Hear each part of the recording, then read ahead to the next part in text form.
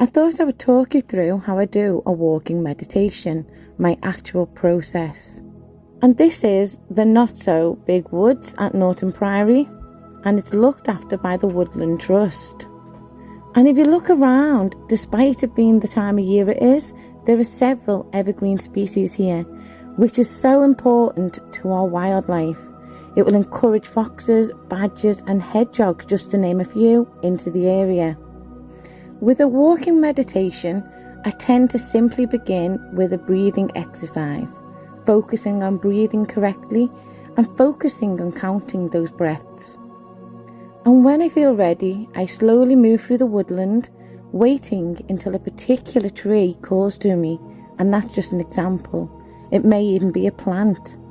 I will then sit in its space and I will meditate, but obviously check its ID before touching and especially before consuming any plants.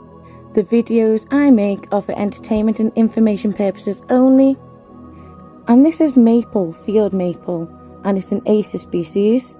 And in mythology, the maple represents peace and serenity, balance, intelligence, strength, endurance, and was associated with Ares, the Greek god, and also Phobos. Spiritually, it is said to represent interconnectedness, the connection between the earthly and spiritual realms. So it's actually quite funny that this one called to me today, and it genuinely looks like it's looking straight at me. The Celts actually believed maples were the ancestors of humans. In European folklore, they would hang maple branches above doorways to keep bats away. But field maple isn't where maple syrup comes from, so don't be trying to tap this one, unfortunately, guys. It's the sugar maple that you want for that. But maple leaves were actually used as protective talismans in English folklore too. It's another tree that has associations with water, and its planets are supposedly the moon and Jupiter, and it has a feminine nature about it too. And maple is more of a spiritual plant. It doesn't really tend to be used medicinally, more spiritually. And I spent about 10-15 minutes sitting at the base of that maple, connecting with it. As I continue to move through the woodland, you can also see signs of the wheel turning and imbolc creeping closer everywhere. You can smell it in the soil.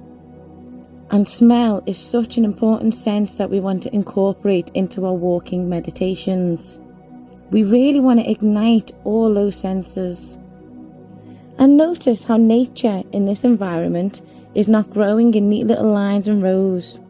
It looks like chaos with various plant species all actually supporting one another, exchanging nutrients and messages via the soil.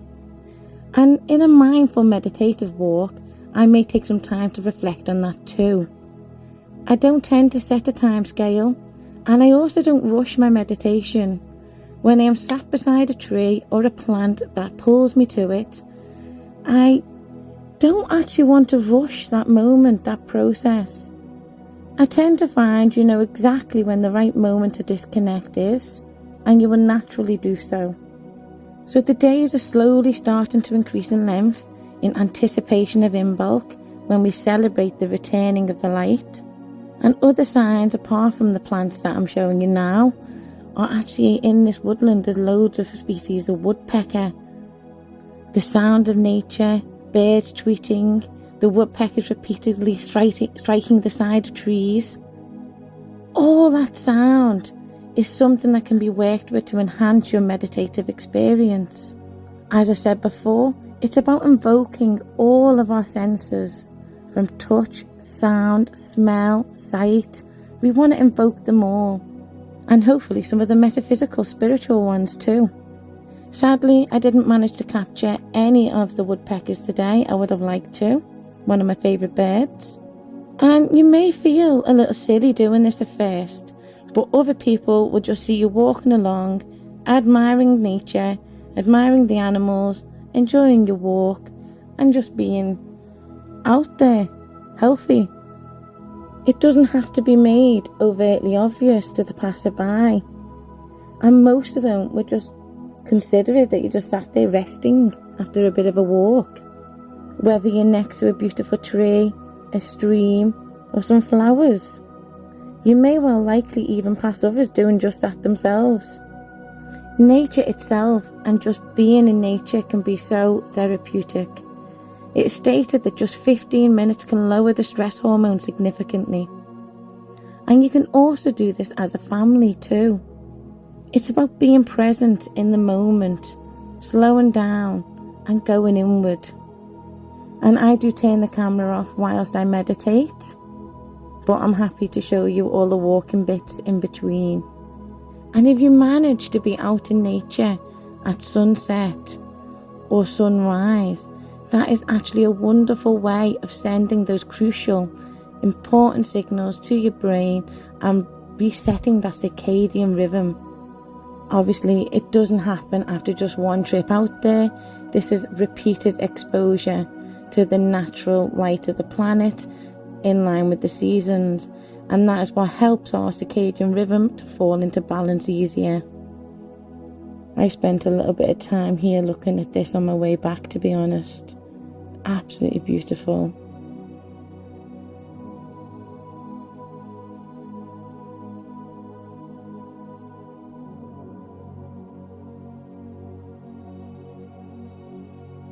And I envision with every step that each step takes me further inward, further into my own psyche.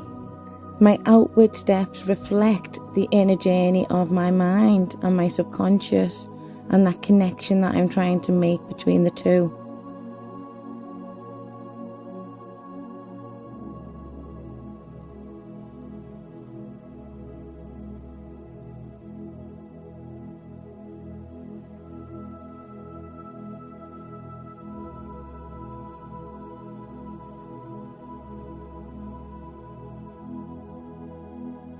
And this is silver birch, Petula pendula, the lady of the woods, also associated with the element of water and very popular around the British Isles.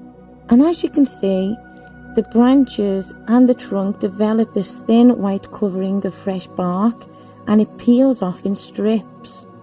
And this outer bark and the inner bark are actually used in many medicinal remedies.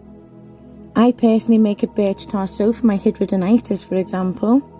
But this is one of the first trees that actually shows the sign of spring.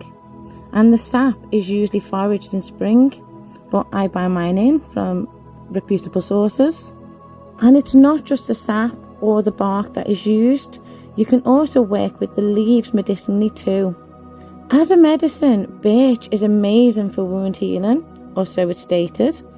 And it contains an aspirin-like compound, which is believed to be good for arthritis and joint pain due to its anti-inflammatory properties.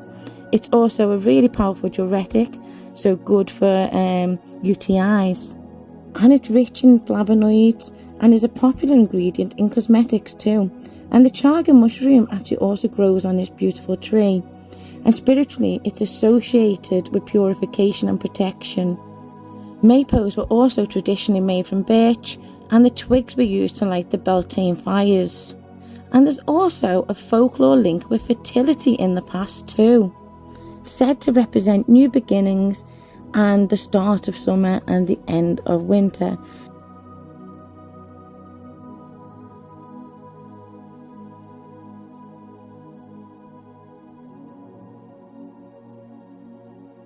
Any questions, please pop them in the comments and I will get back to you. I'm not an expert on this, obviously. These are just some techniques, tips and tricks that have worked for me.